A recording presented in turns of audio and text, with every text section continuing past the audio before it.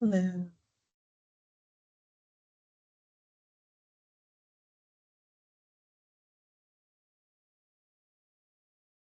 So we need five. So right now we have four. So once one more joins, we can begin. Sounds like a plan.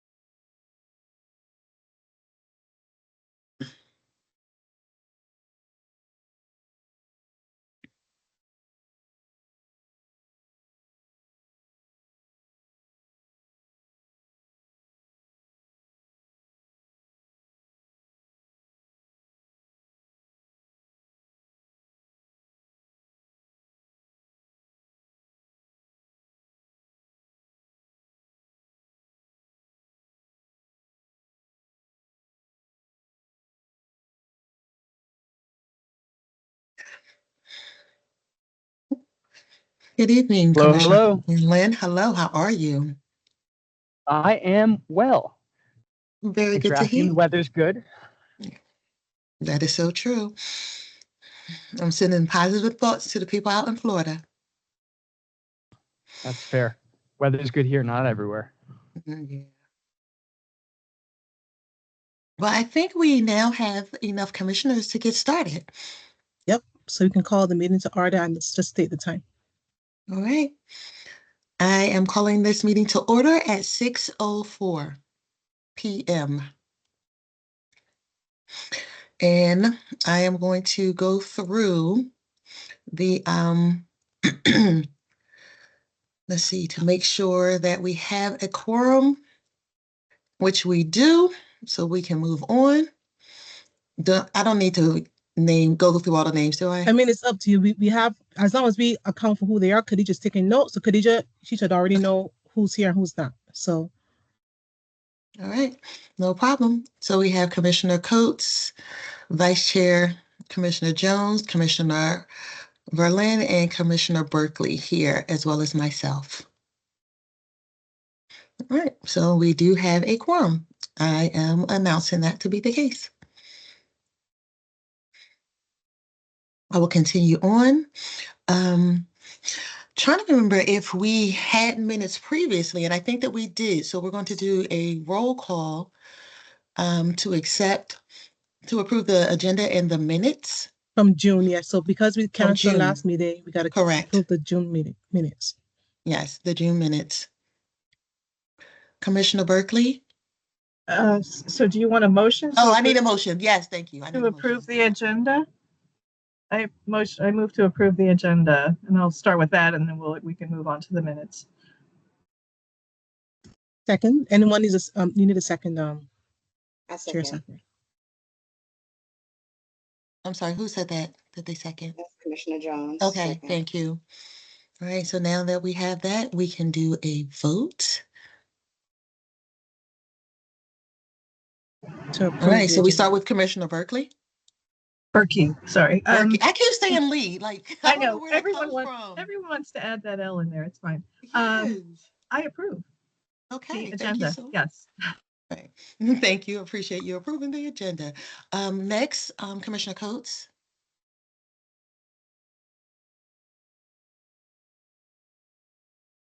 Commissioner Coates.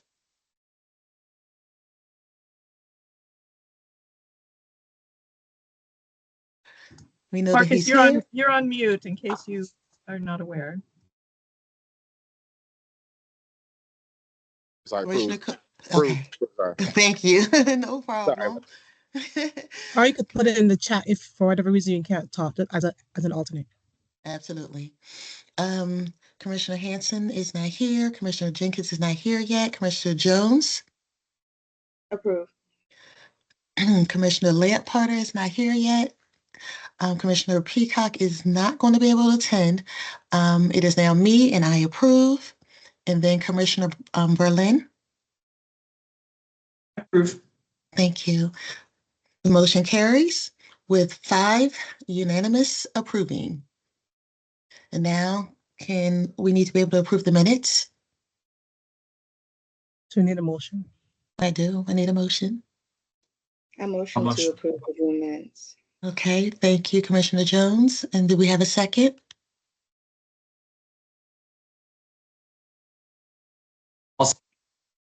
Thank you, Commissioner Berlin.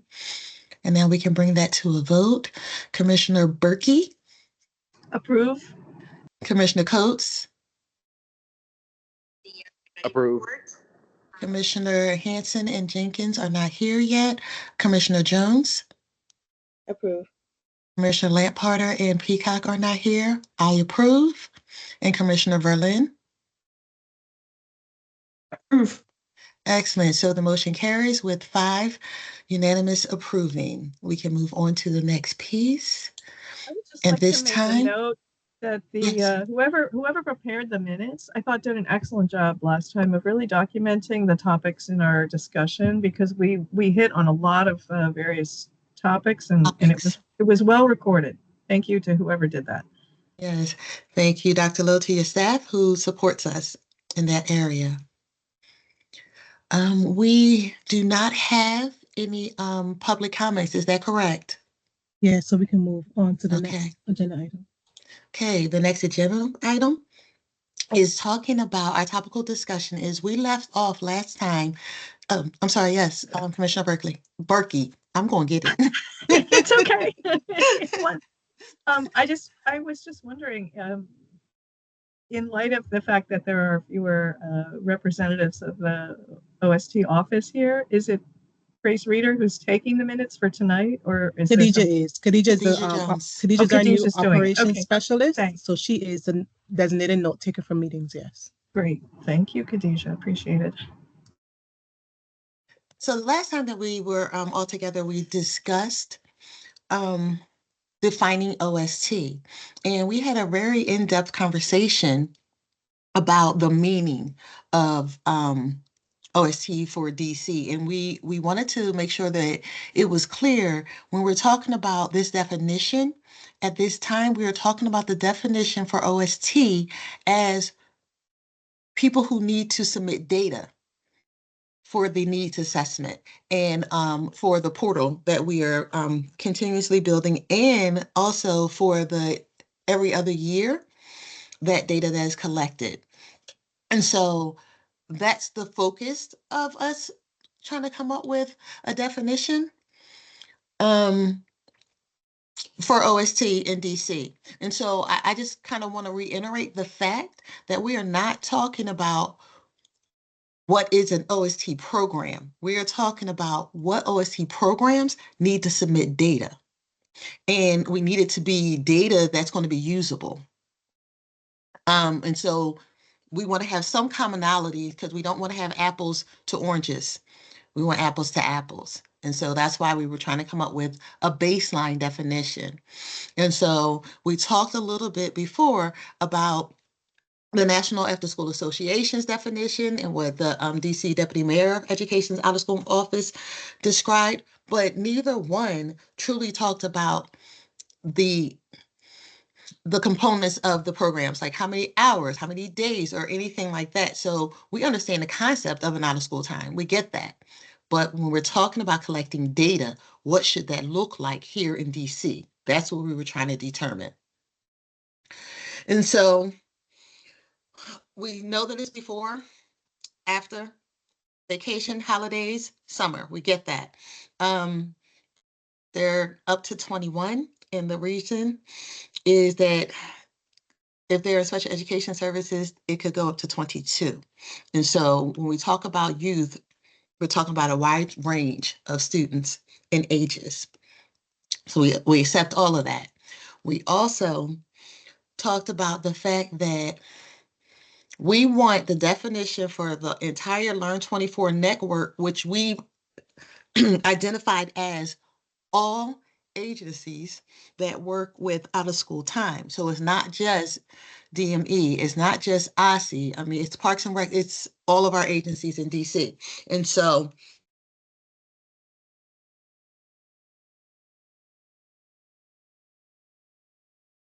positive youth outcomes and use a positive youth development framework as defined by the Institute.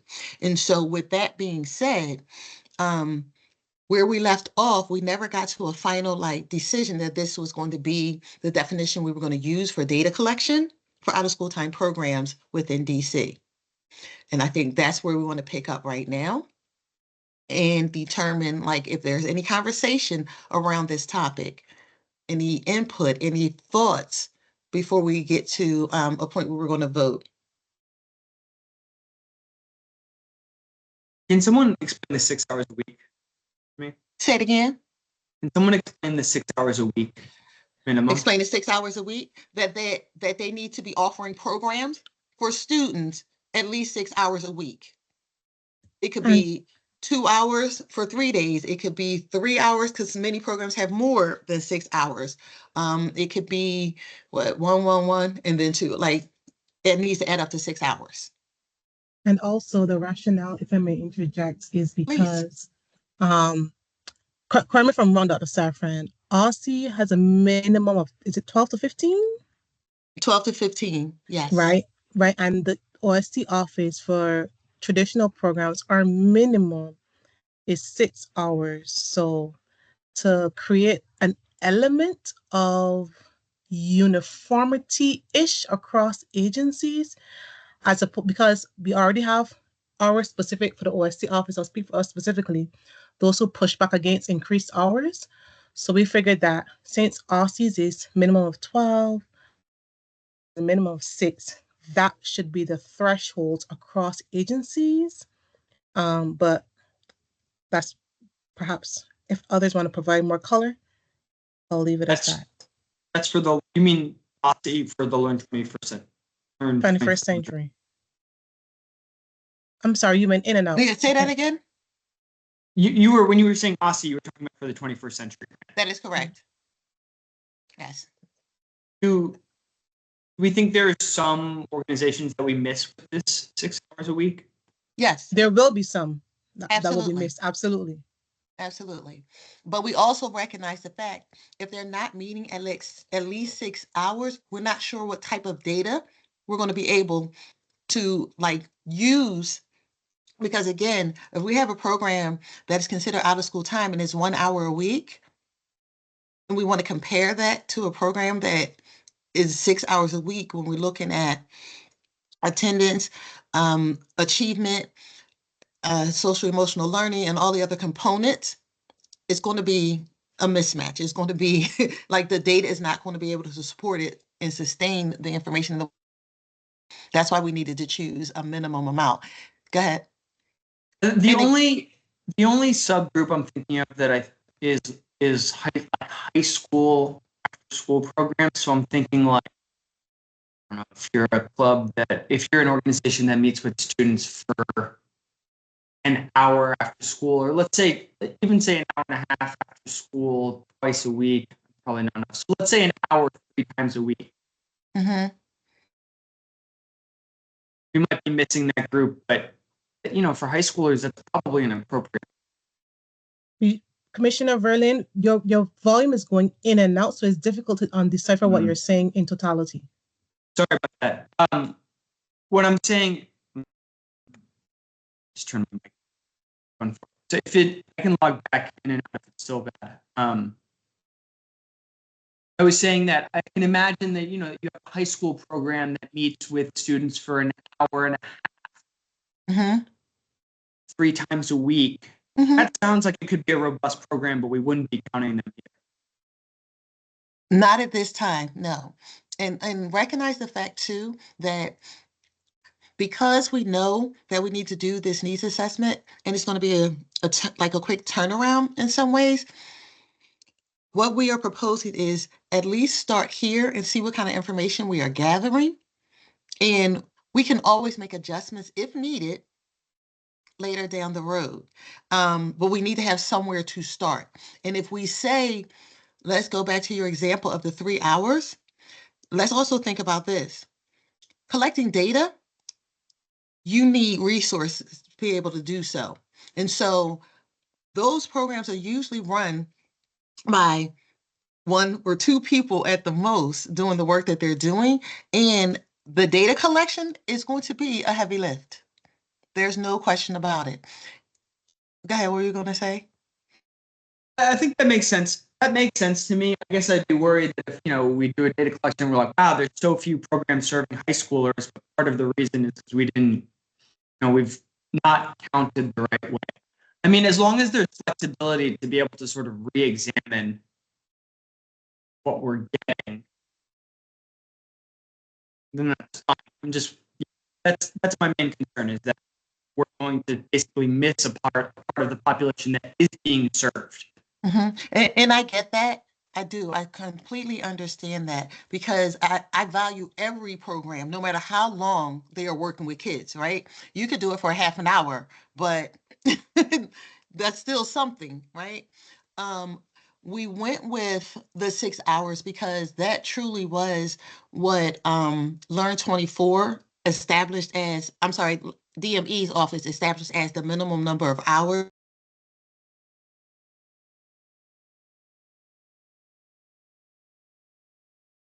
And we don't want that. We want to know what's happening all over.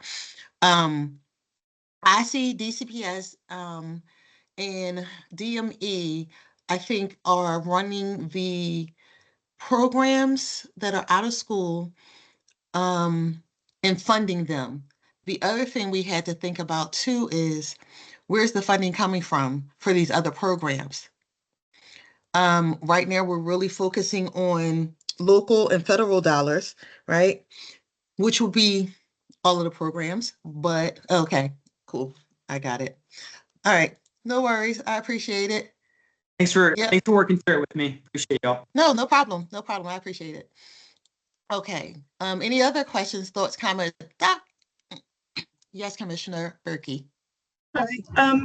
So I wanted to go back maybe to the previous definition about the youth served. I know it stipulates a maximum age of 22 for special education participants. Was there a minimum age?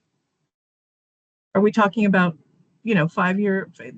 For example, some of the other organizational definitions about youth referred to like 5 years old and above. I mean, I just didn't know if the district is talking about a specific minimum age. I'll give you what I believe, and then I'll ask Dr. Lowe to weigh in. But if we're talking about out of school time, unless they're in pre-K, then it's not out of school time. Because other ones would be childcare or and things like that, not necessarily out of school. So I would think it would be either 4 or 5 as the beginning. Dr. Lowe? Given this definition on the screen, it says an individual 21 years of age or less who is eligible to enroll in a primary or secondary school. So for me, that would be K through 12 or PK, depending on who you ask. Correct. So for me, the minimum age is anyone who can enroll in a primary or secondary school within the District of Columbia, with that age being perhaps 4 or 5. Okay, well, that would, I mean, the District of Columbia Public Schools enrolls 3-year-olds, so I'm just making sure. Oh, do they? Okay. Yep. So just making sure that I know the scope of youth that are involved.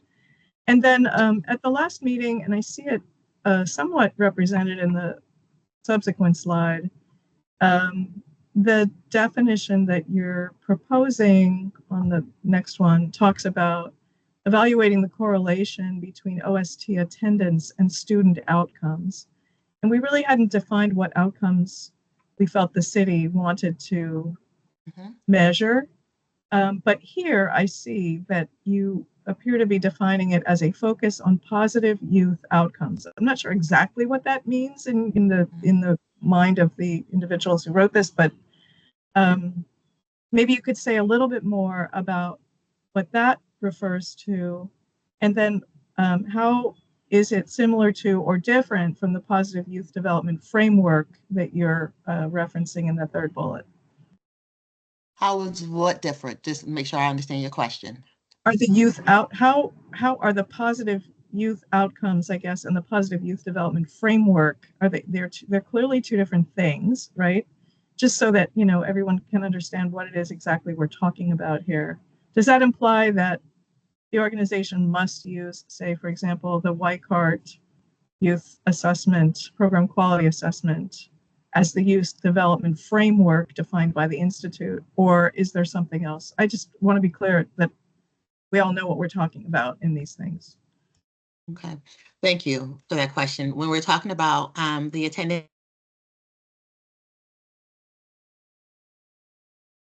Dr. Saffron, you froze. I when we think, is it develop, just, I'm sorry, it was probably me.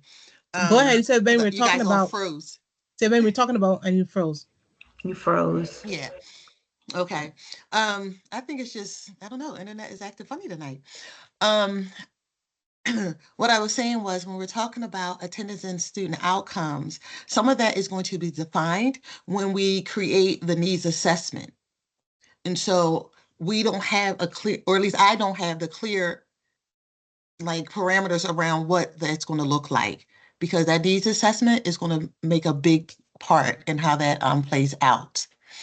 The other thing is the way I see it is that it's going to be similar to data that we currently collect. And I believe you're collecting it on both sides, on DME and for us as far as academic goals and attendance. So it's going to be connected to that. There's no question, because it's not going to be an additional layer of data that we're going to be looking for. We're going to be able to use the data that we're already collecting. And then as far as the focus on positive youth outcomes and to use a positive youth development framework as defined by the Institute. Your question to me is like, what's the distinction between the two? Is that correct? Okay. Yeah, I just would like us to really have a clear definition of what we mean when we say that the organization must focus on positive youth outcomes and it must use a positive youth development framework as defined by the Institute.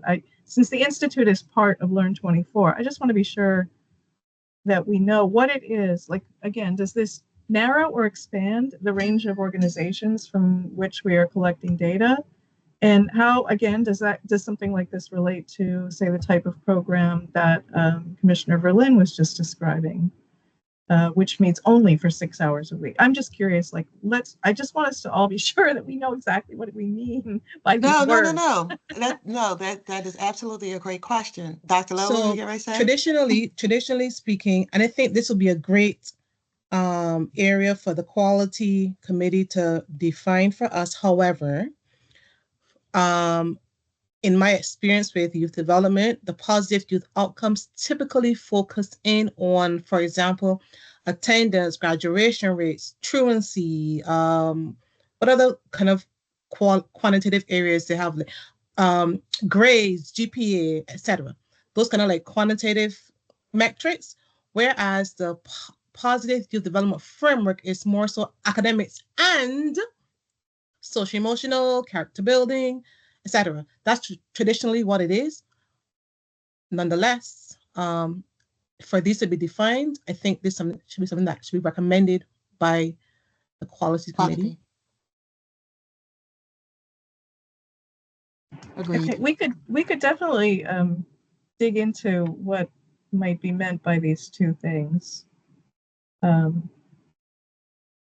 Yeah, because to me, the academic outcomes are entirely different, but then positive youth outcomes, that they fall into another category. I was thinking that positive youth outcomes had to do with like things like feelings of belonging, feelings of self-awareness, and some of the things that are more in the line of the social emotional learning goals, because that was sort of the training that I received in the District of Columbia that had to do with advancing positive youth outcomes. That was what we were talking about, is those kinds of personal growth outcomes that youth attain, which are somewhat measured by instruments like the SEO and other, that organizations from Learn 24 and OSSI are both using. or portions of which we're using and already measuring. But I didn't know if the positive youth development framework was specifically referring to the Weichart assessment process. So just curious. So you want the committee to take that up at a subsequent meeting and then come back to to the commission with our proposed definition of these terms? Yes. Okay. Yes. I think that'll be extremely helpful, but behind this definition is that we do want to focus on all of those things, right? We want to look at their feeling of belonging. We also want to look at academics. We also want to look at like any kind of social emotional component that may exist out there. And so that these two, positive youth outcomes and positive youth development framework, cover both. Okay, I just wonder if there needs to be an additional criteria, therefore, that not only should the organization provide OST services for a minimum of 6 hours a week, but it should have it should be a provider of some kind of academic enrichment or something, or academic services in order to pertain to, if you know, I wouldn't want you to, if I were doing a cooking program and my goal was about nutrition and healthy eating and helping young people know how to actually physically prepare food for themselves, I wouldn't want you to measure me on whether the kids in my group got better grades. You see what I'm saying? Because I'm not doing anything to address that specifically through my program. So I think we need to be clear about what measures we are trying to assess to make sure that we define the organizations that need to report toward those measures. You know, like what, again, so does that make sense to Commissioner anyone other Berkey, than I myself? might have to push back on that one a little bit, and here's why. Because if a student is in a cooking class or cooking program at their school, they first have to be in school in order to attend the program. That speaks to attendance. Then, if the student is in school, they then have to come to the after school program, which then speaks to truancy on whether it's, could be before school or like after school, so school safety. Now, when the students come to the cooking class after school, that promotes a sense of belonging for that child. When a child is in school more, it's very likely that their grades are going to be better. Because in order to be in that cooking class, you got to be in school. And in order to be in school, you got to learn. You're gonna learn something. No, your grades may not be like a 4.0, but the fact that you are in school does speak some. So even though it says here, positive youth outcomes, whereby academics is one component of it, the fact that the child is in an after-school program. So again, here's where the argument comes, right? Do OST programs make a difference? Yes, because the kid has to be in school. We could argue, but we can then find out. I'm not going to argue. We can then find out based on, even though the cooking class doesn't focus on academics, it has a component of academics, measurements, calculations, whatever, et cetera, et cetera. So science, all of it. But I'll just leave that as that. It could be argued either way, but this is what then makes the case for whether it's focused on academics tutoring or not. Does a child's involvement in an OST program, whether it's be baseball, make a difference, cooking, dance, does it make a difference? So I'm just trying to think, like, okay, so imagine I'm doing the evaluation of this measure. So I'm now comparing, Learn24 presents me, the evaluator, with a set of data listing all of the students that have participated for 6 hours a week in all kinds of programming across the city, that especially that which is funded by specific government agencies. And in order for me to determine whether a student in an after-school program has better attendance or academic outcomes than students who don't participate in the program, I also need to obtain from every organization the full scope of students in their, like, I need to have the data on all the students in DC public schools to be able to extract a comparison between those who did participate and those who did not. Like, for example, does it improve attendance? You only know if it improves attendance if you compare participants to non-participants, right? Not necessarily, because you can also look at what was their attendance like last year? Has it improved since this year? Mm-hmm. Okay. It's very similar. Yeah, it's very similar to So you the want same kind of multi-year data. data, right? Yeah, the same kind of information that you collect for 21st century. And I'm saying that because I know that you know this information, right? Specifically, we are collecting that data to know, are we making a difference? Are we making improvements because they're participating in our programs? Right. But okay, I just have found after 12 years of measuring that exact type of data that the only really valuable stuff is when we are able to compare participants to non-participants. And we can say that the students in our program, X many did improve their grades, X many stayed the same, they still maintained a B, and X many declined. They got a B's, they went from B's to C's, right?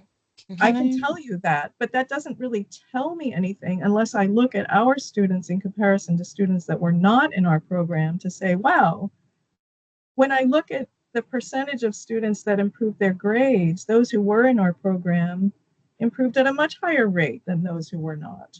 You see what I'm saying? Like, to me, something just came to mind for me.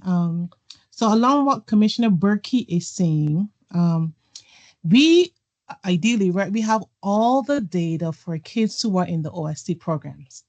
That data so the best case scenario is that we could measure it against those who are not in OST programs. Additionally, another option, if it's to assess impact or influence of OST programs, is compare OST engagement data or participation data against the districts overall.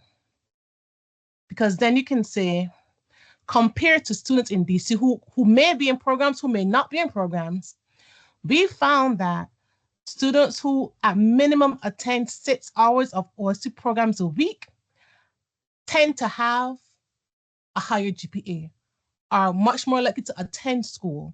So it doesn't necessarily have to be comparing in OST or not in OST. We could compare in OST compared to DC kids in general. And another component to that is the data that we are collecting is going to be part of the needs assessment. And so the contractor who is doing the needs assessment is going to be able to have access to the data to be able to pull those different things out to be able to make those comparisons. So, like, it's not a situation where we're saying we want you to pull all of this data and make a comparison about your program specifically. We want you to just submit the data to us so that it can be analyzed. That makes sense?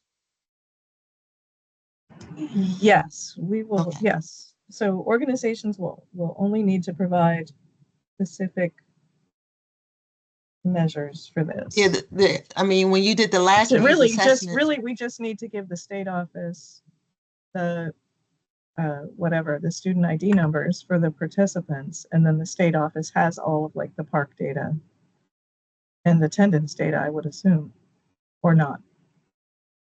we just have to make sure that whoever the contractor of the needs assessment has access to it, like they have a Yes, once we have a data sharing agreement, we can assess all their data as long as the parents give consent. Permission. Yeah.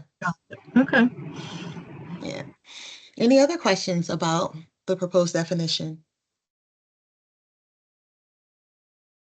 I just want to confirm that I heard that so far the definition stands. However, there's a pin in it that to kind of define a shared understanding of what positive youth outcomes are and what the framework is, that portion needs to be looked into Quality. critically by the quality committee to then bring back and share with the commission where they have landed on those, so that we're all talking about the same, we're all speaking the same language. Yes, that's. Yep. Any other comments before we move on? Because we'd like for us to be able to have a vote today on the definition itself. All right. But it seems that we're not quite ready to vote on the definition. Yeah, because we have to have the definitions. Know what it means. Yeah. Yeah, I just said, yeah, because we need to have the definitions. And that makes sense. Okay. Okay, so now I am going to, any other comments about this part? Thank you, Dr. Lowe, for providing a summary of the next steps. Okay, we're going to go on to the OST Commission progress reports.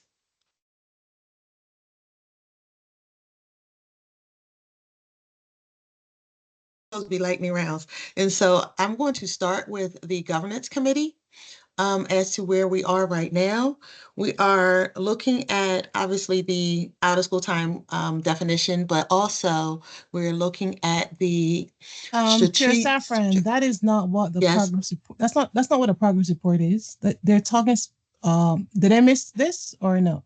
Hold on. No, go ahead. What? Because the progress report is specifically talking about. Hold on one second. I'm looking at the slides. It's talking about, remember we had approved a biennial reporting out every other year from the needs assessment. This should be done this year. And so just we wanted to confirm or solidify what is to be reported out on for this for this progress report and when it is due. If we are proceeding with it. So this is what the progress report is going to look like, what the questions are going to be, what we're asking for, how often it should be completed, and by when. Got it. And by whom? Okay. I guess. I mean, I know OST offices was no.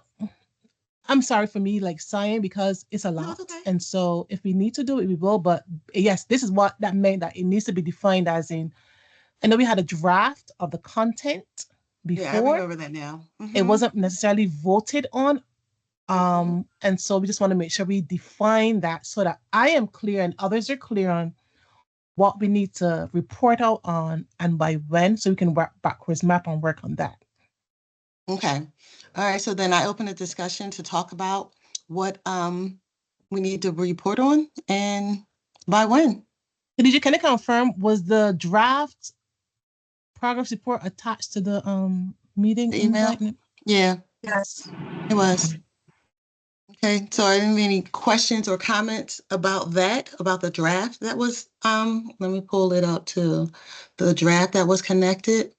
What's most important for me is if it is due, when it is due by, so my team specifically can work towards that.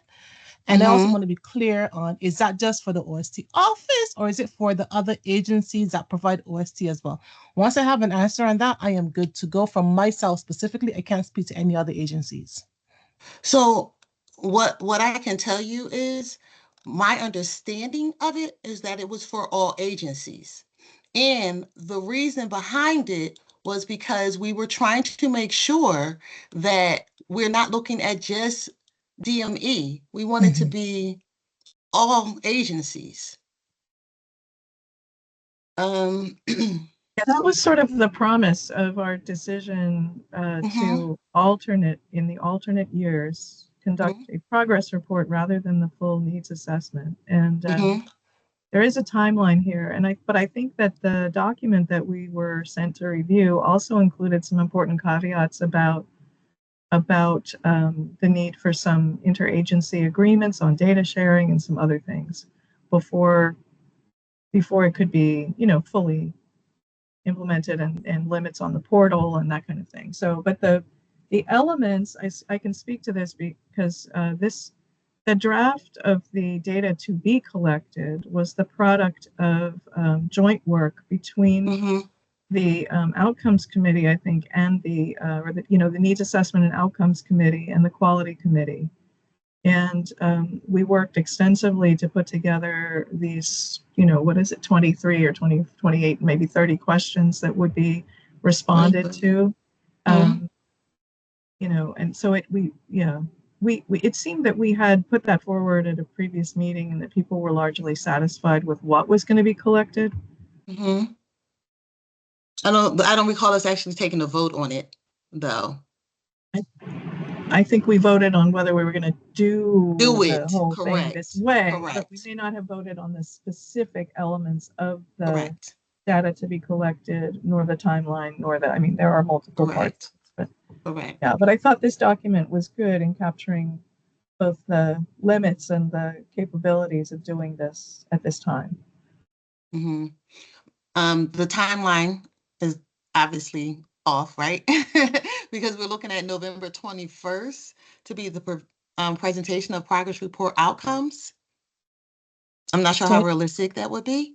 So if that's not realistic, what would be a newly proposed deadline for this? And like I said, all I need to know is when it's due so I can backwards map with my team for us specifically.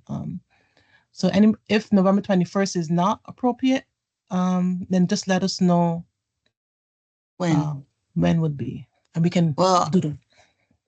Well, Dr. Lowe, one of the things that you just said that made me step back for a second was the fact that you were like, if my team needs to do this, I guess I'm trying to figure out that by whom is important. Because we need to be able to identify like who is doing it and providing this information. And I have so many questions right now. Like, is this going to be a survey that is sent out and we fill it in? Is it a survey like OSI is going to fill it in? Like, and let's just use Microsoft Forms for a second. And we're going to input all of our data, and then it's going to go to one certain place, and then who's going to analyze the data? Like, those are the kind of things that I'm starting to think about. And with that being said, we have to also make sure that we are not collecting the same information from the same programs repeatedly because they have different grants. And I'm thinking about DCPS. I know you have grants with DME, but you also have grants with OSI. How much do they overlap? Do the kids overlap in any way? And we have no grants with DME. We're not eligible. Okay, got it. But other organizations may. So, and they should not have the same kids. But that doesn't mean that they don't. So that's something we're going to have to look for as well, duplicated information. But when we're talking about our CBOs presenting this information, is the expectation, and again, I'm with Dr. Lowe, I just need to understand and be aware, is the expectation that we are going to be filling it out? When I say we, I'm talking about my team at OSI, filling this out for all of our 21st century grants, or are we going to ask the grantees to fill this all out and submit it to us? So means something.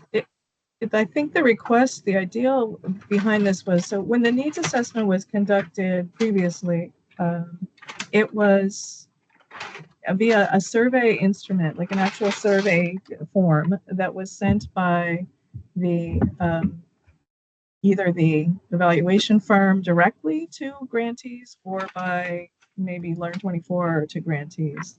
But and then all the organizations filled it out and submitted the data back to whoever sent it. And then I'm assuming that it went then from like Learn24 to the evaluators, right? So guys, hold on. Yeah. Can I just reframe two things? The first thing is that Learn24 is not only the OST office, so let's not use it interchangeably. And also, if we are asking grantees to complete this, we barely get them to complete our COI survey. They already they literally had our in-service today with over 150 grantees. And they, at our table talks, they were complaining about having to do the COI. It's cumbersome. It's another admin task. So to ask our grantees to do this, I can guarantee you they are going to push back on this. We already have a meeting set up, for example, next week with a couple of grantees who want to discuss specifically our admin and survey requirements because they feel it is cumbersome. Now, if you want us as an agency to give a big picture macro level of what we capture by way of grantees, that is less of a lift for our grantees in particular. It is more of a lift for our office, but I would be much more amenable to that because it doesn't put the burden on grantees On the grantees. who are already jaded with our evaluation process. Okay. Okay. So if we're talking about putting it on the agencies to be able to collect this information and data, I'm going back up to the dates. My recommendation would be that we can work on this. November 21st is probably not the best time frame. I would say anything before the holidays. That's what I'm saying. That's exactly what I'm thinking. I'm more into the beginning of February.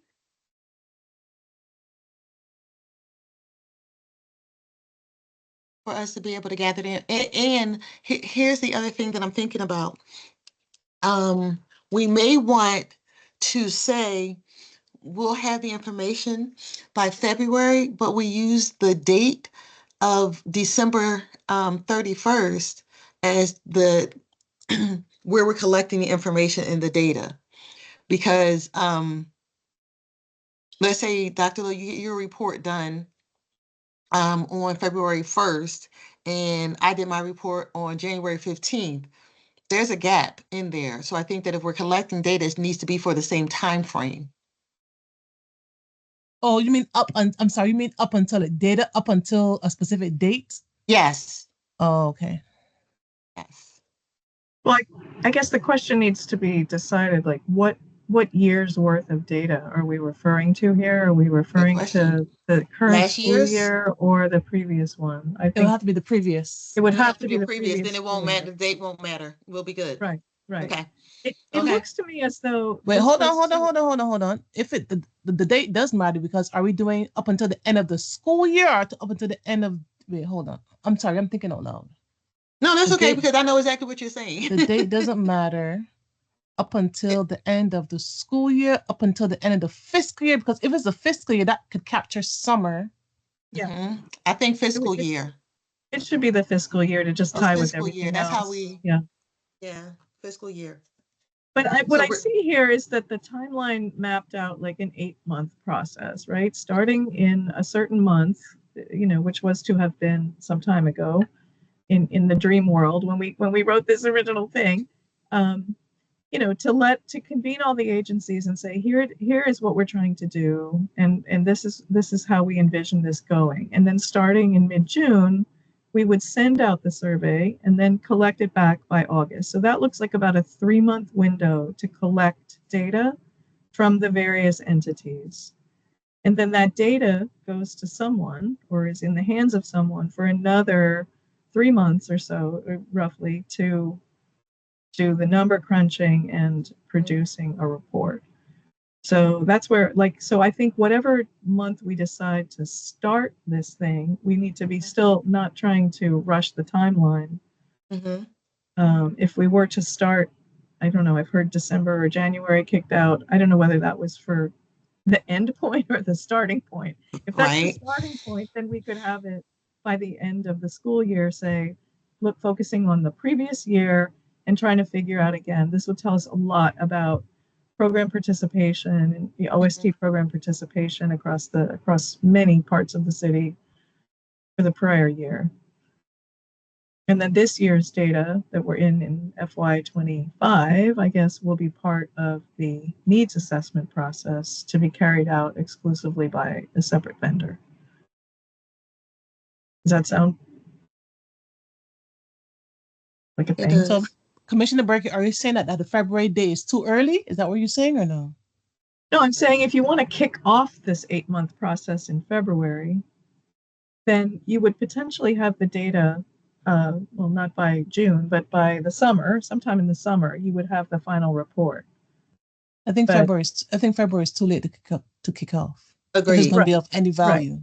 Yes. So, Yeah. so the Because starting I'd like point it to is be just to done by convene the June. agencies and let them know what's intended and how it's going to be used and what the process is, and really get buy-in. That was part of what we realized needed to happen.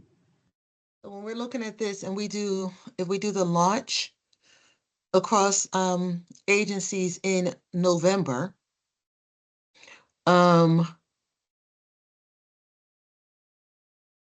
February is when we would do the survey, and then it's 3 months to complete. I'm trying to backwards map in my head. It's 3 months to complete the survey. Well, if you're counting December as the start of the, like if the survey is ready to go out in December, we talk with agencies and make sure everyone understands the timeline, the process, and the purpose. Mm-hmm. You have that conversation with the agency involved people in November. Then December, you roll it out. You give people December, January, some endpoint in February. Mm-hmm. And then you have the months of February, March, and April, maybe to do data analysis. Mm-hmm. So you should have the report in May, assuming that things don't go exactly according to plan, certainly by Mm-hmm. June, hopefully by June. Right. Us to have it when we're thinking about the next year and what changes we may or may not need to make. And I think June is a great time for us to be able to do that. The school year is ending but for the next fiscal year, that gives you like a good few months. Okay. Now, I have a couple of other questions. The timeline now makes more sense in my head. I have a few other questions, and that's around, is this going to be launched by each agency, or is it going to be launched from one agency? I guess I'm trying to figure out the specifics of what this looks like. Didn't we say all? And I see you, Commissioner Jones, but maybe I misheard that. But welcome other responses in case I did misinterpret what I heard.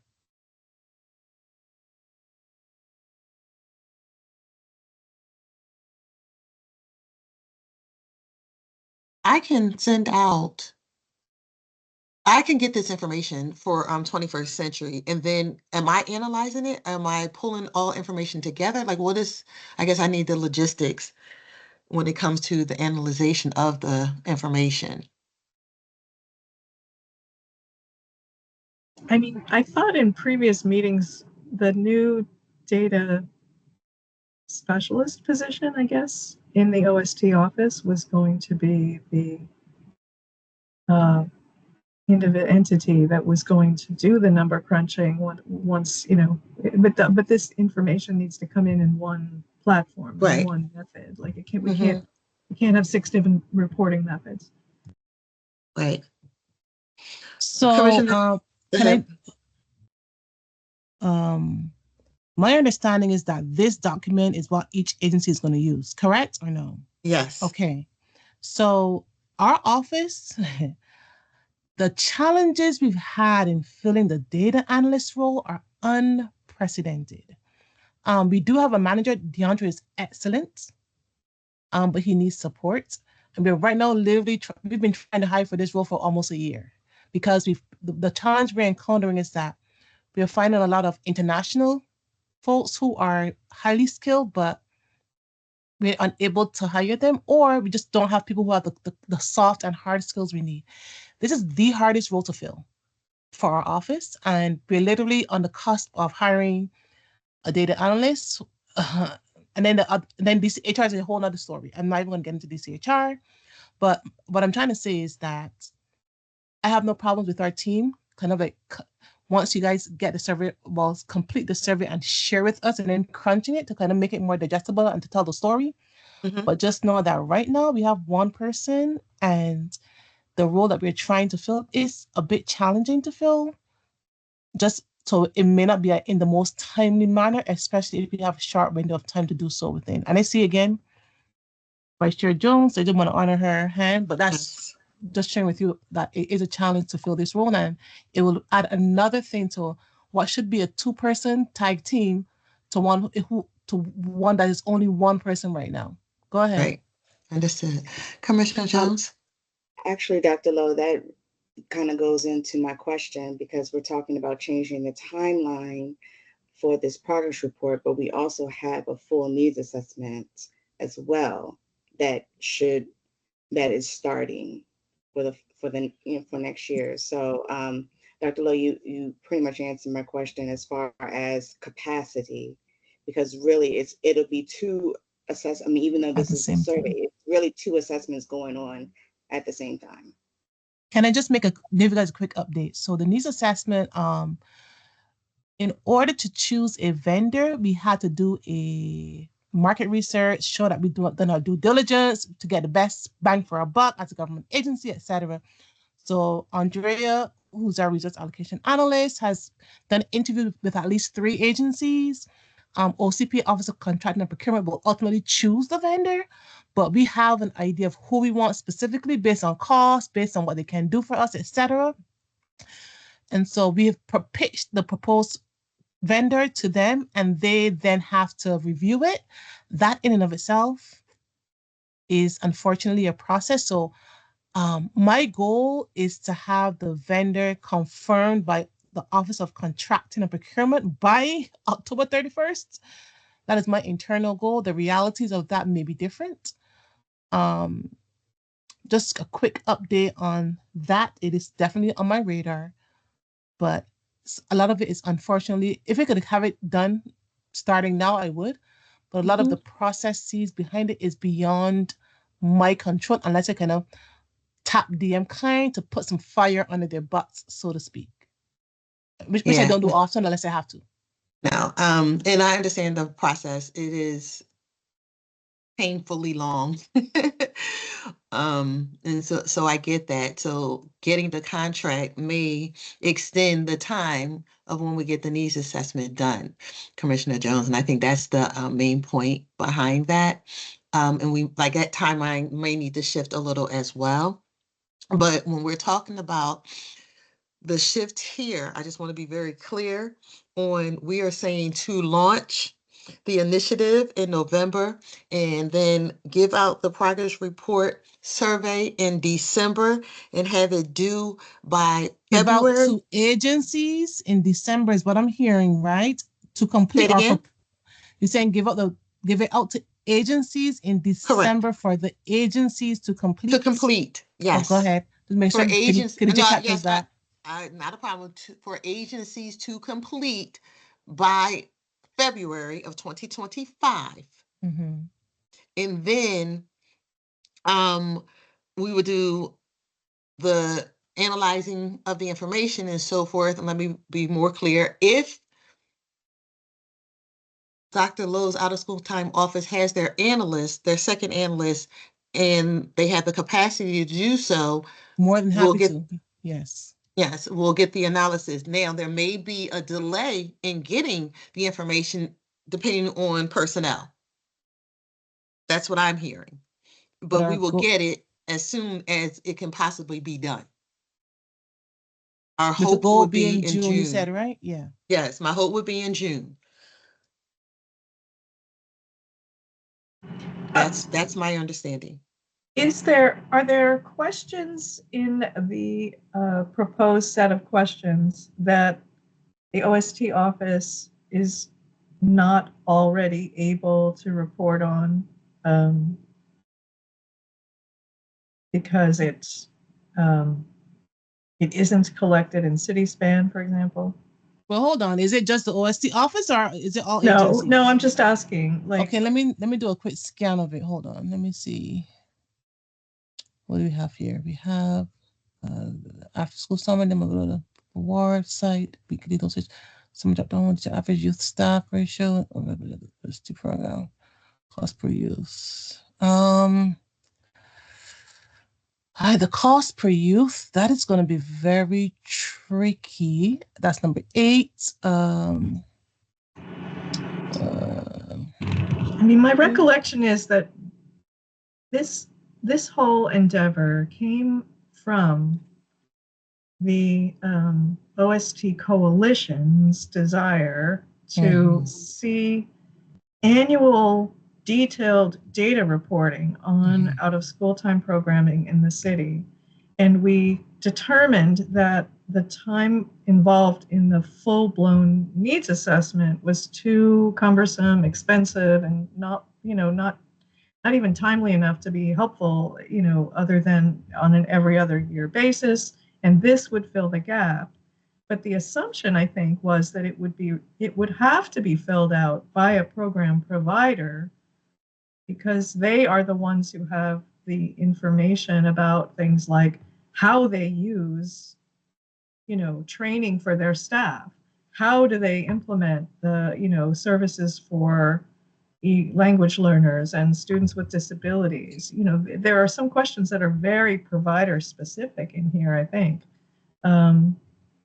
But if the provider community is now feeling that reporting of this type is really cumbersome, as in many ways it is, then I feel like we need to revisit this again. Like, it's just now maybe there's been a shift in the intentions of the provider community, and that they're willing to forego this level of detailed data reporting every year in favor of doing the needs assessment reporting, every other year.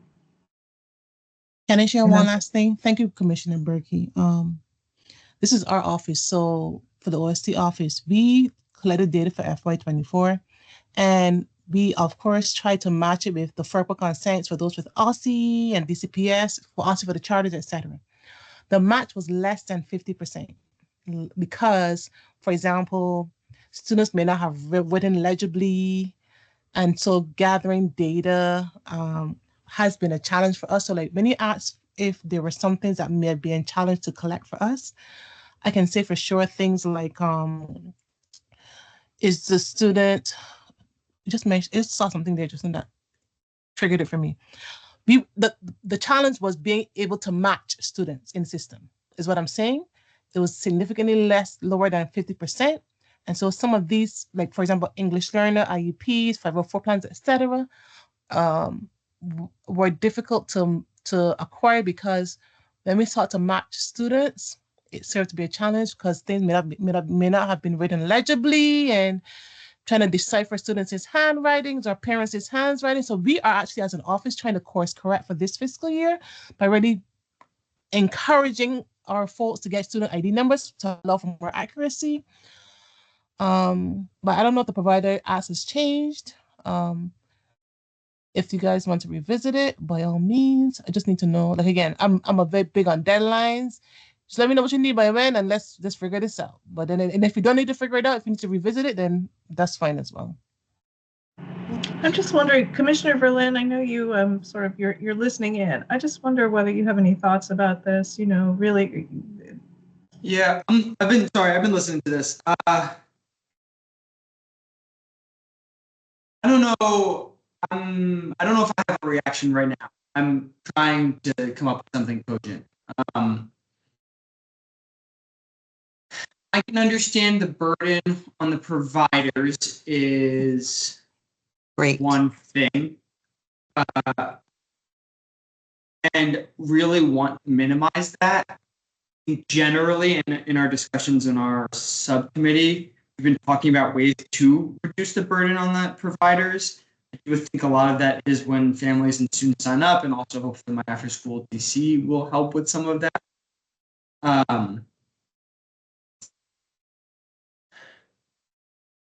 I don't know if, I don't think I have anything really cogent other than I do think it's the burden on the providers is the most important thing. And like, I wouldn't want to be creating a higher floor or a higher bar clear than what providers and Learn 24 needs, if that makes sense.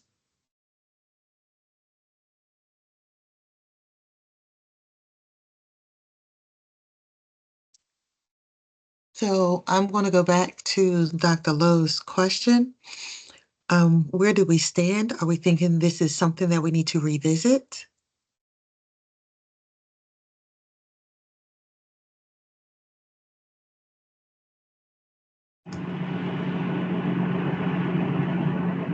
Is there a way forward otherwise? It depends on how much how reliable you want the data. I mean, I know that for the DCPS after school students that we serve, the 6,600 that we have, we could certainly provide answers to all of these questions. And it's easy enough for us to, I verified as this was being developed, I verified that this data was even available for us to gather in response to this reporting requirement. But that's because I'm inside a school system with very detailed data collection methods, and the average organization may not have all of that stuff, you know, and I think we're hearing legitimate challenges on the OST office side about even collecting comprehensive data from current grantees. So I think we've encountered a glitch that we didn't anticipate. It's multiple glitches. One is that. It is. And the other is that the personnel that were originally envisioned to do the work associated with this project simply aren't even hired at the moment. And so, like, I just don't know. I just don't know that I think there may need to be a statement to the community that we've had to defer this intended work for another, year. I mean, next year being the full needs assessment. And then really trying to work toward this capacity.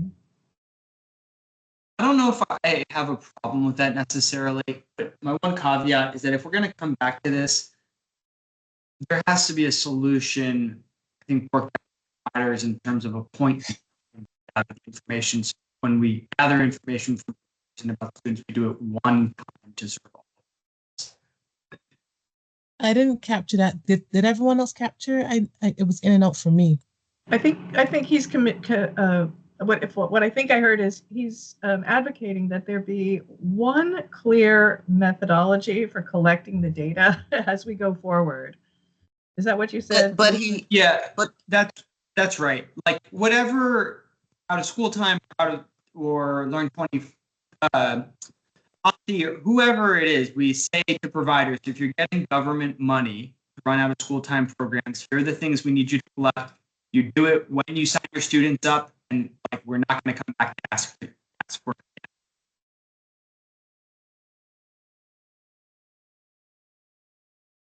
And if that's the case, my thought is that happens in the beginning, prior to a fiscal year starting, not after the fact. You mean introduce the expectations ahead of time? Absolutely, because like programs have already started. If they weren't already lined up to collect this, it's really about going back to dig in to try to figure it out. I agree.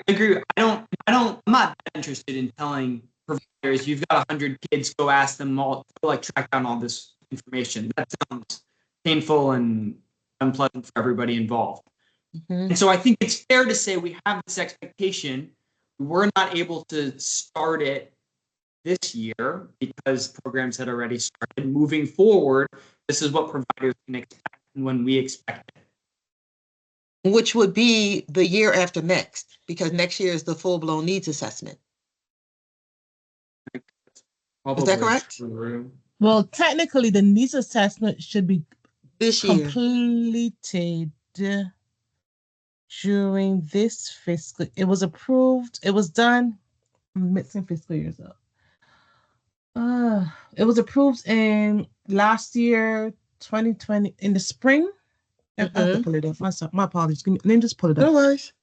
No worries. Yeah, this particular off-year data collection effort was to pertain to fiscal year 24 or school year and summer of school year 23-24 and summer 2024. Right? Correct. But therefore the needs assessment contractor who's in some stage of being identified and the contract developed would be for 25. Is for 24-25 for fiscal year 25. Yes. So So our organizations last, should yep. know that whatever data is going to be collected by that contractor, they should also be aware that this is something that you will be asked to provide. I'm just showing that it was published in 2023 April. So technically, the next one is due 2025. So it's a bit of an overlap. And so what I am hearing, and I'll repeat it out loud, this needs assessment needs to be structured so Progress that report. it Progress is report. progress. I know, I'm sorry. The progress report. Thank you for that See, I'm correction. listening. The See, y'all progress. are not listening. I'm just kidding. No, I know. I meant progress report. I'm sorry. The progress report. This thing that we do in the middle of needs assessments. The progress I'm just report. kidding, Dr. Safran. Go Whew. ahead. That's I'm what trying teachers here. do. No. That's what teachers do to see if you're listening. Go ahead. The progress report.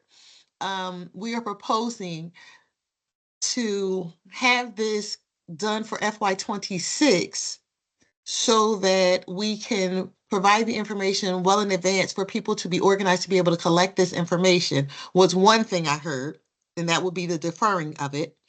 The other thing I thought I heard was Commissioner Berkey say that that's if we do it, which made me say, well, does that mean that maybe we shouldn't do it and we need to go back to it?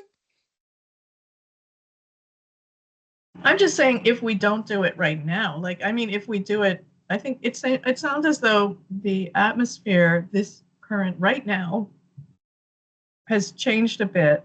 And if we were to hit organizations with a request to do a survey like this, using data from last fiscal year, they would balk at it because they're already feeling overwhelmed with data reporting requirements. And we think that that's going to change in a year? But the issue is when and how they're doing it. It's not like this is. I think it's reasonable to expect ask grantees for data. Right? If we ask them in a way that's burdensome, it'll be burdensome. If we ask them in a way that's one point in time, the expectation has been clearly given to them ahead of when they get students, then I think that's reasonable. We also Already are do that. asking them in the off years too, because when they're doing a needs assessment, they have to collect that data and give it to us as well. So we're Right, so asking them to do it every year the- at this point.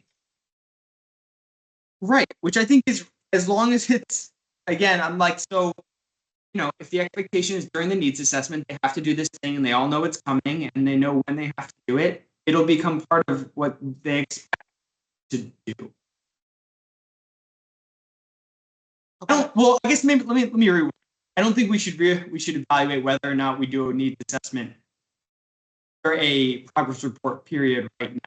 I think we've made some clear decisions and had some clear discussions about what we're going to do for this progress report or lack thereof. Okay, And so my biggest push from this conversation is that whenever we are asking providers for data, we should do it in a way that's consistent and easy for them to get. agree. All right, Okay, so what I heard is that we table it for this round because we've already started the fiscal year and the school year. It's not a omission of it at all. It is a tabling or shelving because we want to make sure that for the next fiscal year, we do it from the very inception so that grantees, agencies know ahead of time. This should be in your orientation packet because you will be collecting data specific to this for FY26. that's what I heard. Yeah, I don't want to hew too much to the fiscal year also because, this program should start before the fiscal year in like August. So it should be aligned to the grant position. So when your grant is awarded, you're aware of what you have to collect from students before they come in the door. So, okay. So from the end, not by FY26, at the time of the award for the next fiscal year. That I do not run it out of school program. Let me be very clear. So that's what makes sense to me, but I would hope that we're double checking that against folks who do this work.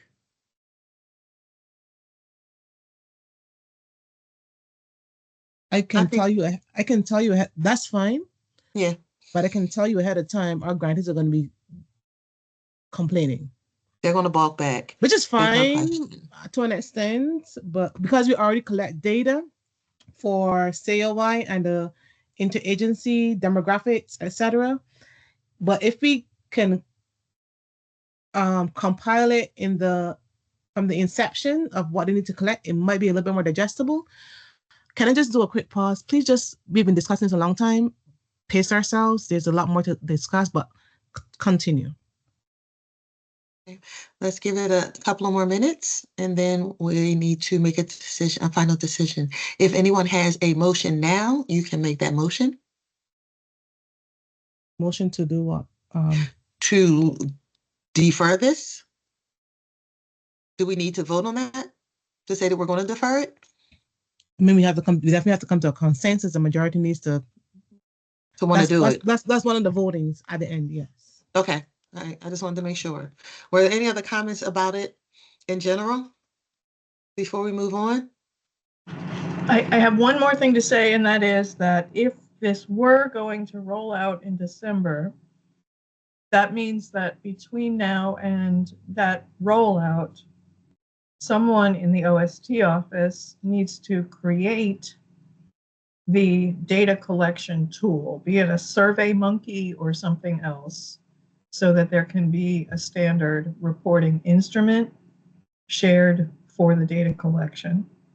So that's another piece of the readiness to roll it out.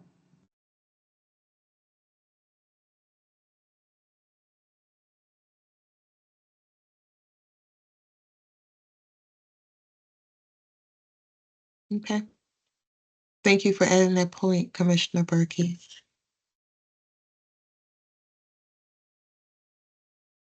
I'm going to come back to where we are.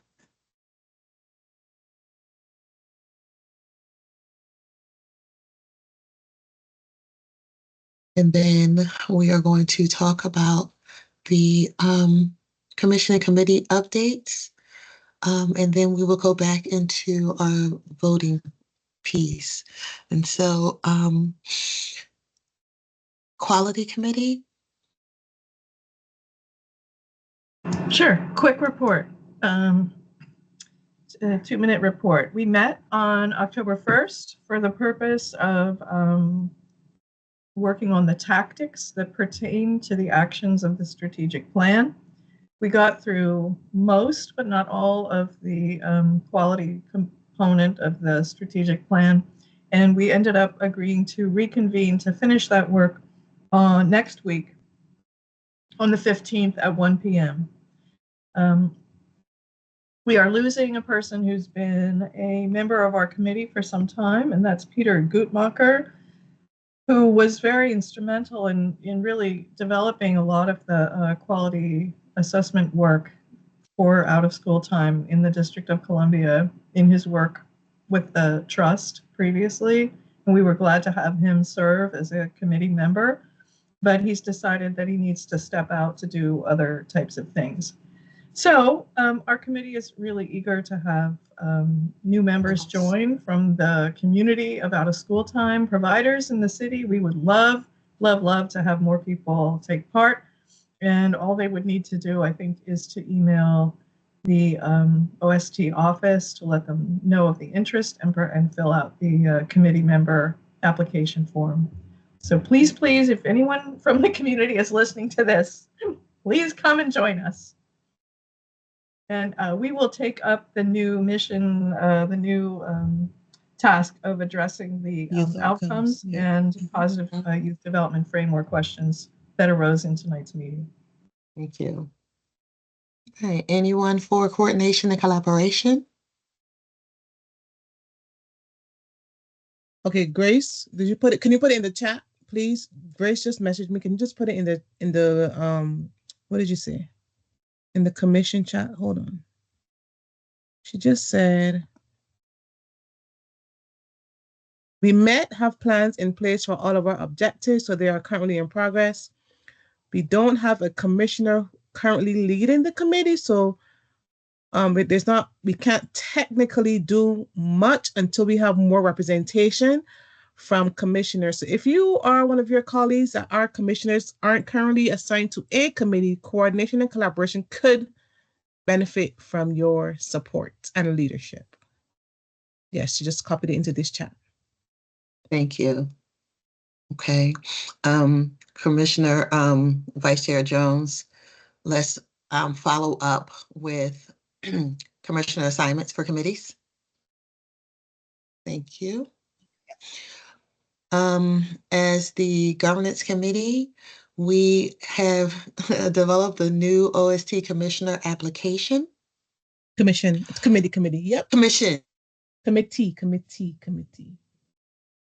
You said commission. Go ahead. You froze, Dr. Saffron. I said that should have been attached. Okay. Was it? Yep. Yes. Right, Khadija? Okay. Yes, it was. Okay. And so please feel free to disseminate that because we definitely need more to join. And we are also starting to look at the process for the strategic, I can get it out, work plan, strategic work plans. And so we're going to dive a little bit deeper into that. And eventually you will be getting an invite to be able to participate in the governance committee so that we can talk about your work plan for each of the committees. Needs assessment committee. Okay. The past couple of months, the OST office staff has been working tirelessly with focus groups and things like that regarding the vendor. We did have a meeting on the 27th at 3 p.m. Because there will be just some shifting to the as far as the committee itself. Part of that committee is myself, Commissioner Verlaine, Commissioner Coates. But we are wanting to expand that, and we have one community member. We are looking to expand that because of the work that needs to be done. But in that meeting on the 27th, we did review the strategic plan on what under our committee, but we haven't completed it. But we did work on the tactics. Funding and capacity. I don't think. Is there representative here? I don't think so for tonight. Is there anyone from funding and capacity that's here? I don't think so. Okay. Okay. Can I share two updates? Has every committee gone? Yes. Okay, two things. So I know everyone should be aware that I have taken my full team off of the commission meetings because it is a lot. And so moving forward, it will be myself, Grace, who's our public affairs specialist, just to keep a pulse on what's going on regarding all things OST, and also Khadija, who's our newly minted operations specialist. She's been with us for a month or so. Excellent at her work, and so she will be supporting the coordination as our office is tasked with doing, for example, sending out the minutes, sending out the meeting invites, taking the notes for the meeting to kind of support the work that is being done by the OSC Commission. So moving forward, it will be 3 reps from our office specifically, and not our entire office being at the bi-monthly meetings. The second update that I wanted to make is that just as an awareness, our office is the POC for MODA for any appointed commissioners. And so this right now, just so you guys know, we do have 2, is it 2 or 3? We do have, 3. We do have 3 candidates for commissioners, and they don't go through the chair or vice chair because they try to minimize, I'm not saying you guys can do this, but influence, etc. And those who are appointed are determined to be eligible. So Grace and I met with our MODA rep to interview 3 candidates, and they are being recommended to be a part of the commission. That, as Vice Chair Jones can tell you, is a process. There are 2 CBOs and 1 community member. So once they are approved by the mayor and appointed and sworn in, we will share who those individuals are. But 3 are being recommended to add as commissioners, 2 CBOs and 1 community member. That's And excellent. Thank you so I'm much. hesitant to share their names because I want to make sure that they are vetted first and approved before we share who they are publicly. And that's fine. Just knowing that 3 are coming, we appreciate the work that you guys are doing to make that happen. So thank you very much. Okay. And so we proposed the commission meetings for 25, and they are bi-monthly. We're continuing in that vein. When it says in person, it will be located at OSI. And so we're going to say we know where the location is at this time, and they're from 6 to 8. Just so really quickly, I'm sorry. Just Sure. please take a look at these because this has to be voted on. And once voted on, Khadija will plug it in everyone's calendars. So if there are any dates that you're like, oh, not June 26th, because that's my, whatever, if there are any conflicts, let us know. But these are the proposed dates based on our last Thursday of every other month. That is where they land for for this fiscal year that we're in. So these dates will have to be voted on because once they're voted on, we will begin the process of doing public notice so folks can attend from the community and also putting it on everyone's calendars once approved. Correct. And when we get to the voting time, what I will do is come back to this page so you can look at the dates one last time before we do that. Okay. This is why I asked Commissioner Vice Chair Jones to reach out to the commissioners because all commissioners are required to serve on one of the Dr. Safran, you froze again. The commissioner is the lead of the committee. So if you are not on a committee, we need you to email Dr. Lowe with your committee selection.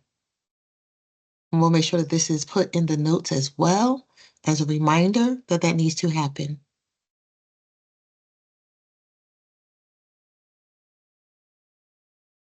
Okay, so the strategic work plan, which is our roadmap, you received that, and it is designed for us to be able to support the relevant activities that's outlined in that plan. Over the next couple of months, each committee should be working during their regularly scheduled meetings, which is outside of this, obviously, to develop the tactics and timelines necessary to adequately address the expected outcomes for FY25 and FY26. The completed strategic work plan will then guide the agenda and work of each committee in FY25 and beyond. Those work plans are going to be sent to me for the governance committee to review. And so please continue to have your meetings so that you can develop that work plan and submit it to myself. Okay, and I believe we already sent an email out, but we will send a reminder email about the due dates and everything else associated with that. Yep, they're due, I think you said October 18th. I think it's the date. October 18th. Okay, yeah, I knew we had already sent it out. Dr. Berkey. Hello. Commissioner Berkey. I do like being called Dr. I'm just gonna start saying Margot. I what is that. Yes. No, since that's not a degree I can say that I've earned. I just want to be sure I'm clear now. So our committee has worked on tactics associated with the strategic plan. However, most of the tactics were related to the work of the OST office personnel who really carry out the bulk of the plan. There was one area where we identified that our committee could take a stronger leadership role to initiate and move the project along. But do you want us to revisit and then provide only tactics that relate to the committee work toward the strategic plan, or the tactics that pertain to like carrying out the strategic plan? They're two different things, I think.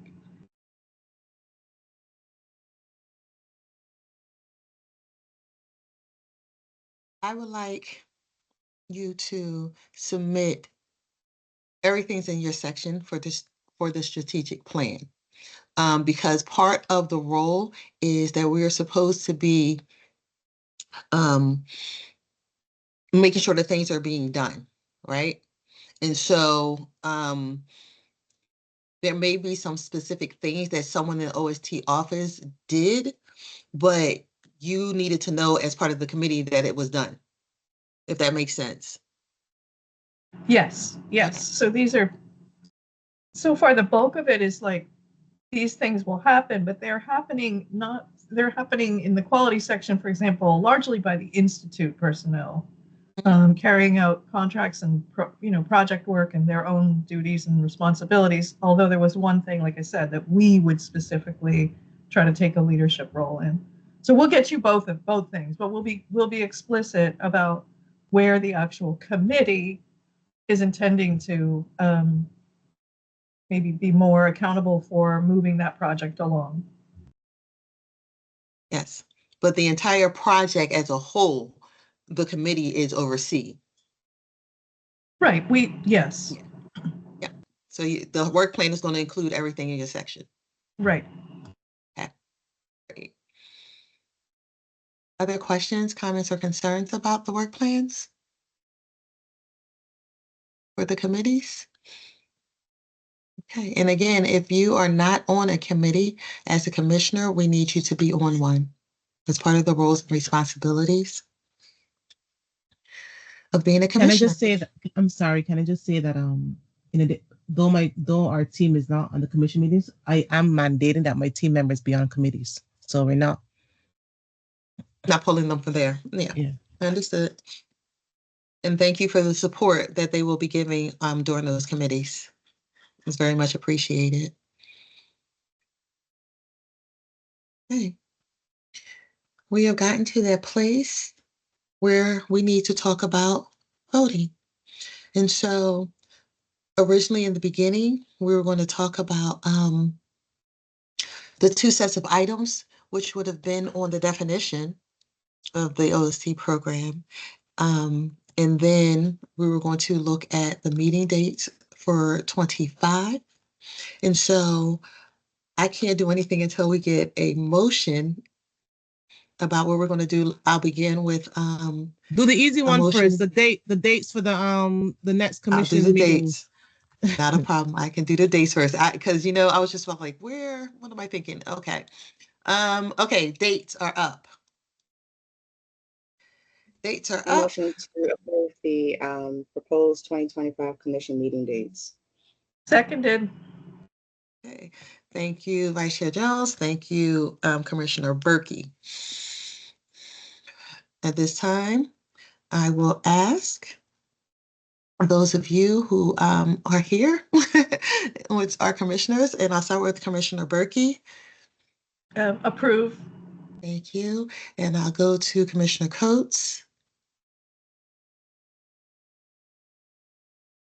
Commissioner Coates. You're on mute. And I'm if on you aren't mute. here, we definitely need your vote because we need to make quorum for the vote for this to occur, for this to move That is forward. true. So, or we can come back to Commissioner Coates and go to I Commissioner will. Verlin. Commissioner Jones. Approve. Commissioner Verlin. I approve. I do want to note that I won't be able to make the May 29th meeting. Neither here nor there. Thank you, Commissioner Coates. And I approve. It is unanimously approved. Thank you, guys. Appreciate it. And we will put the NOFAs in for the public notice. Yep. Okay, so moving back to the other thing was about the OST definition. And then there's one more after that that we need to consider. And so with the OST definition, I believe what the last that I heard was that we were going to wait until the quality team was going to look at the definitions of positive youth programming and also outcomes. Youth development framework and the positive Youth outcomes. outcomes. Mhm. Yes. And with that being said, that we were going to place this on hold until we had the definitions, was my understanding. Okay. And so that we are not going to vote on the definition itself. The other thing that we discussed and we were talking about was the progress report and what we needed to do with that. And if I understood it correctly, the question or the statement was around us possibly deferring it so that grantees would have information in advance as to know what it is that we are collecting. So I think you might need a motion to defer I do. folks are in agreement. Correct. A motion to vote on deferring the progress report to 2026, I believe. Yes. I can second that one. Thank you.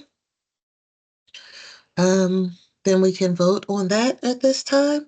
And I will go to Commissioner Berkey. I approve. Okay. Commissioner Coates. I'll look for that in the chat and I'll move over to Commissioner Jones. I approve. Commissioner Berlin. Approve. And I approve, and Commissioner Coates approved as well. Thank you. So that passes, and we will be deferring. Let me see. Is there? I don't think there was anything else for us to vote on. Was there anything else, Khadija? Did you capture everything? She was taking the notes. Mm-hmm. Yes, that's everything. Okay. All right. And then at this time, we are at a place where we're able to, yes, Commissioner Berkey. Well, I note that we were able to give our brief committee updates, but I do feel the lack of information about how the OST office is doing. We've usually had reports from the different representatives of functions in the office, and I don't want to forego that. I think it's important for us as the commission to use the information that we learn at the commission meetings to inform whether how much we know about whether the strategic plan is being accomplished and so on. So I would love it if we could find another way without overburdening the members of the OST office to attend all the meetings, but to still provide updates from their various functions to inform the public and the commission. One of the questions that I have for you would be, when you say that, what information are you looking for? Because what I don't want to happen is that the focus becomes on just the OST office, because that information that they used to give, I believe that needs to be given from all agencies and not just them, because then that focus turns back to them. And I'm thinking about how they would talk about how many grantees, how much money they spent, and that kind of information. I think the information, for example, from OSI is just as important, because if we're looking at the commission, we are talking about all agencies. And so I think that if we're going to do anything, we would need to maybe look with the ask of all agencies and representatives from the agencies to be able to report that out. And not just OST. Well, I do think that Oh, there needs to be a way for us to gather information that sufficiently informs us as commissioners about the implementation and progress on the strategic plan, because the strategic plan is an important focus for us. And the strategic Absolutely. plan does not pertain to all other government agencies that have OST activity. It really is about the work of the OST office. So I think I would like us to find a way to get information that informs us as commissioners and informs the public about the important work of this office. I think the public is unaware of how much training is going on, how many grantees are being served, how much of the funding that's received, like what amount of funding is received and how it's being dispersed. I think that with that these commission meetings are public meetings that serve an important function. And yes, they could include information from other agencies, but really it's about the OST office. But it's not. Hold on. But it's not. Hold on. Pause for a second. Oh Lord, my train of thought. It's late. We're talking about two. I think we're talking about two things here. One is that we should have a round and robin of OST across agencies updates. That's one thing. And to what Commissioner Berkey alluded to, because, and this is a faux pas, because the plan is so focused on the OST office, our office should be kind of sort of held to the fire to what's going on progress-wise as it relates to the strategic plan. So I think it's two things.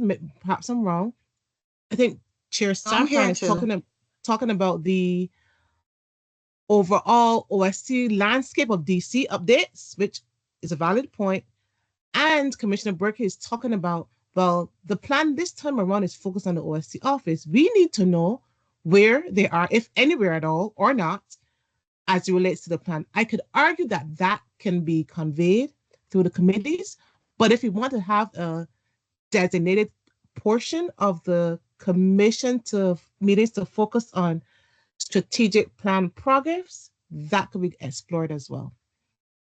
I just want to be sure that the public has a way of learning about the work of the OST office. And if it, for example, if part of the strategic plan is to foster increased collaboration among agencies, then as we move to collecting information from multiple agencies, that will become evident, right? But I think, anyway, I think it's not inappropriate to have some aspect of reporting from the OST office, because it's good PR, if nothing else. No, right? I'm not disagreeing with you. My whole point was, I think we need to get that from all agencies and not just the OST office.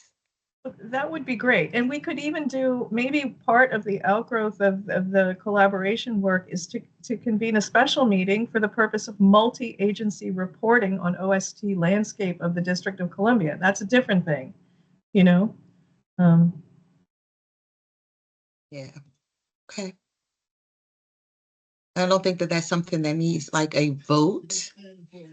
And I think would that be a decision made by the commission, or do you want to punt it to the governance committee for agenda items? I just thought that that perhaps the government update would be coming, not just that the committee and government updates would be from the committees, but also from the OST office, and could ultimately potentially include other government updates. But for now, primarily the OST office. I just thought we would still continue to get information about the work of the OST office. I don't want to lose that. So do you want that to be something that the governance committee discusses, and then to add it to the agenda? I mean, I feel like it's on the agenda. It's just that we didn't have the information at this meeting. I understand what you're saying. Okay. So when we're talking about committee and government updates, you would like the OST office to provide some updates. What I'd like to do is offline, if it's okay, for Dr. Lowe and I to touch base, because the information that is to be shared, I want to be able to share the same types of information. Uniformly. Exactly. I Across want us all to be agencies. sharing the same kinds of information. So if we can pull something together and then talk about what we're going to share and how often and so forth, then I think that would be extremely helpful. Okay. Sounds good. Any other thoughts, comments, concerns? Okay, then I think we're at that time where I need a motion. Yeah. A motion to adjourn today's meeting. Thank you, Vice Chair Jones. I will second that. You know what? Thank you, Commissioner Berkey. I knew it was coming. All right. Call me let's- third. You know what? We have a third. Thank you. I appreciate that. I appreciate it.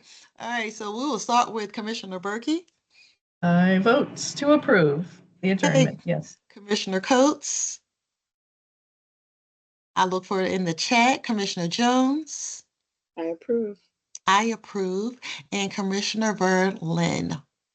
I approve. You third is, so I thought we are now ending this meeting, adjourning at 7:48 p.m. And I just want to, for the record, to say that it's before 8 o'clock. Okay. Thank you all Thank very you much. all. Thank you, thank you, thank you.